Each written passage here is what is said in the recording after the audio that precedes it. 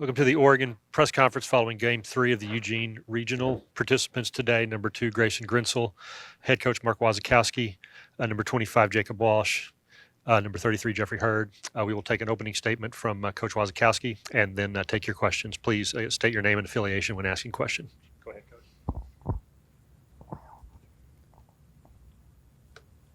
Coach.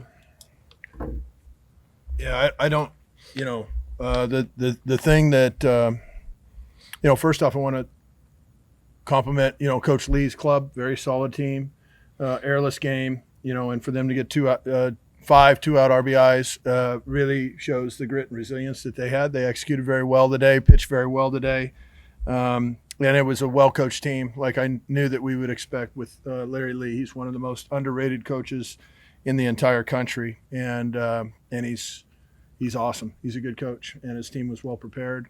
When it comes to our team, thrilled to have the chance to be able to be around, Jeffery Heard, Jacob Walsh, the other seniors that we had that are out of eligibility, Seth Maddox, amongst others. There's some guys that have some eligibility left, and time will tell with all that kind of stuff. But from our locker room standpoint, I love these kids. They're fantastic young men, and we just came up short today.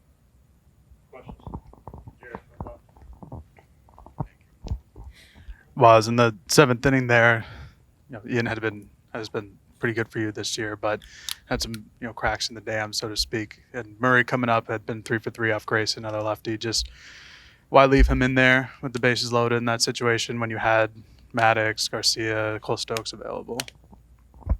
Some of the assumptions were, some of those assumptions may or may not be accurate. Why leave him in there? Because he's probably on a piece of paper, and over the course of the long haul, he's been statistically our best pitcher. Him and Grayson have been 2 guys that we've leaned on heavily, and have been the 2 best pitchers that we've had, more or less. And some of the other guys have had good years. Those guys have had great years, and we predetermined going into the game if they were going to beat us, they were going to beat us with the guys that have had the best years for us.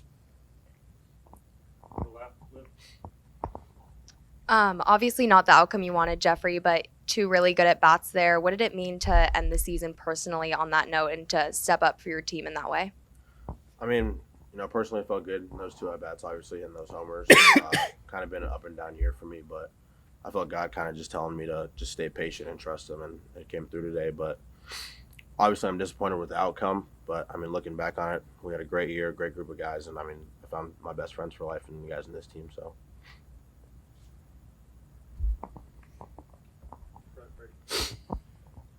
Brady Ruth, Daily Emerald. Coach, you enter the Big Ten tournament on a 10-game winning streak, finished the season with 3 straight losses. What do you think was the main turning point in the season and kind of where things started to go wrong? We got beat in 3 games in a row. I don't think it was a catastrophic collapse or something like that. We ended up losing 3 games in a row after we won a conference championship, earned a 1 seed, and played very, very well. Had a very good year, and we came up short at the end is what happened. Why did we lose? Because the teams that played against us in the last 3 games played better in those last 3 games than we did.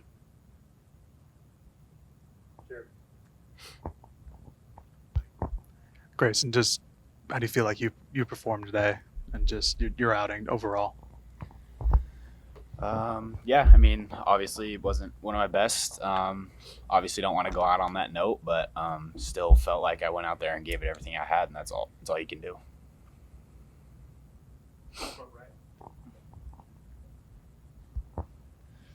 Devlin Christensen, KWVA Sports. Jacob, you're leaving Oregon with your name etched all over the record books. What did this season mean to you as a senior, and how do you reflect on your time here at Oregon? It's been pretty awesome. This staff, this school has given me an unbelievable opportunity, and I'll forever be grateful for everything they've done. And I'm just blessed to be able to, be an Oregon Duck. Anson's been pretty active today, voicing his support for you guys, being able to watch you guys. Have you guys been able to talk to him at all after yesterday? What has he meant to this team, to all of you?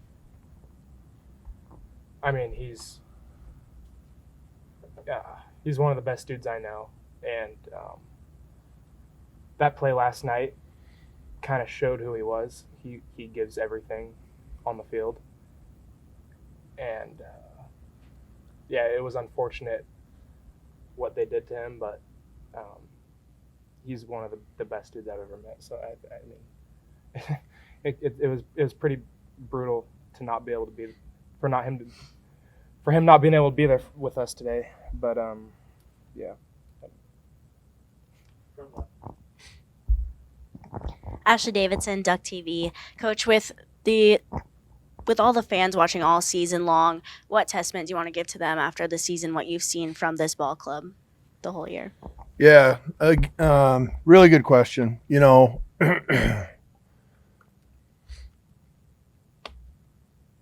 and that's one we talk about a lot as a program, right? Earning the respect of the fans. Like when we first got here, boy, it just wasn't. It wasn't what we've witnessed. Last night's crowd, today's crowd, the interest in our program 4 weeks in a row at the end of the season was sellouts for all those 4 weekends. When we first got here at the very beginning of this thing, we couldn't even get somebody to give us bats.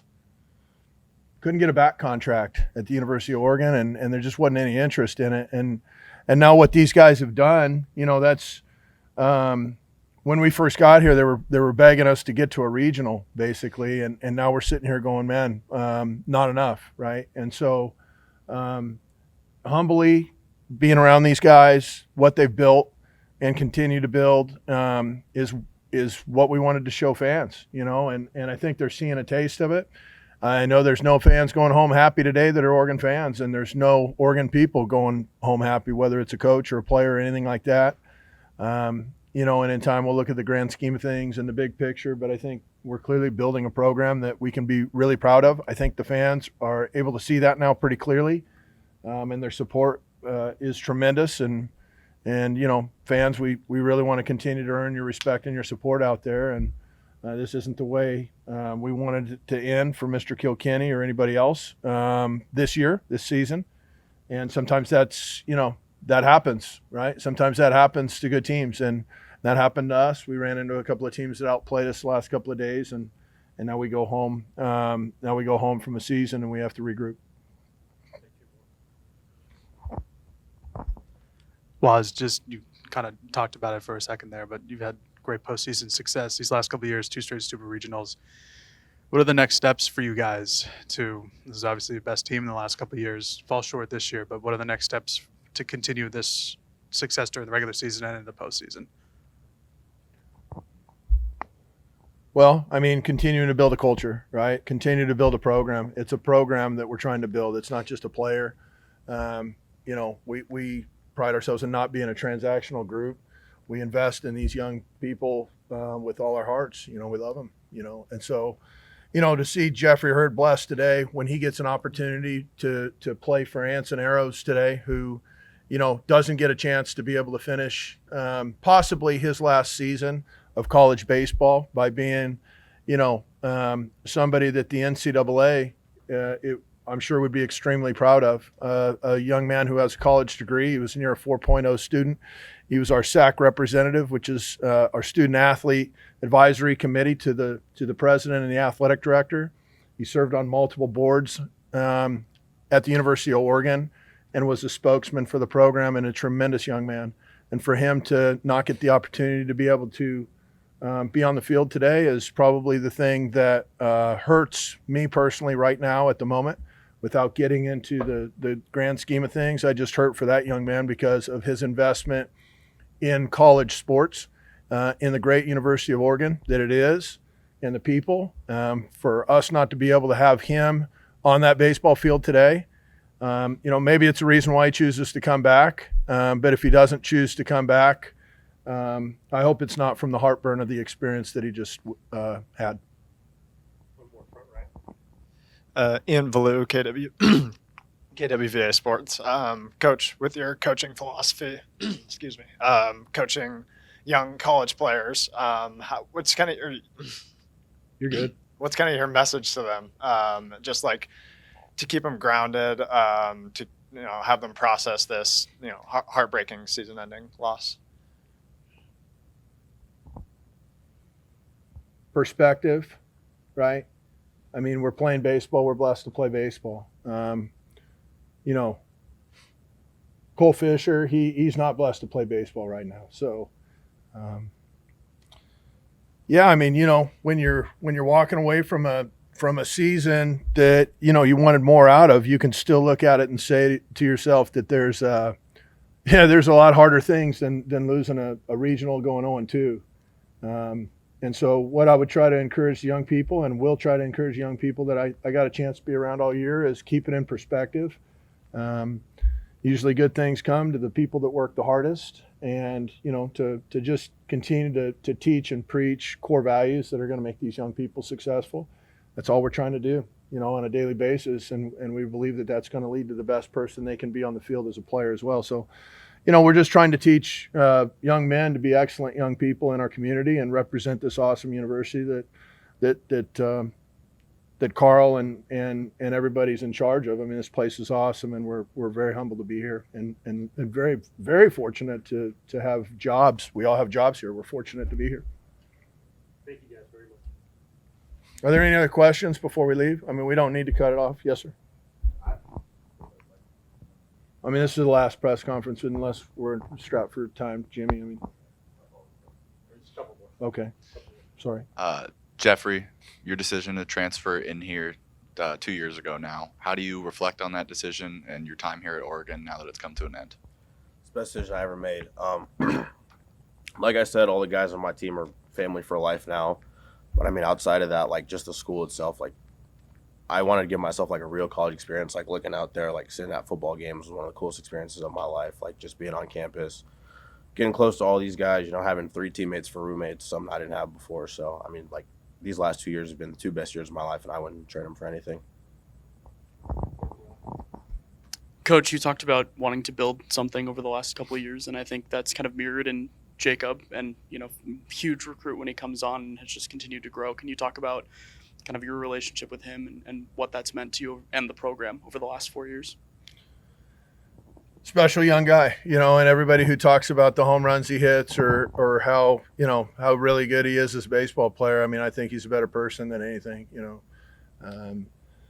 just really lucky that he came, and all these guys, whether it's Jacob or Jeffrey or Grayson or any of these guys, I mean, we love them, and they're special human beings. You see them in the uniform, they look big, they look strong, they're teddy bears inside.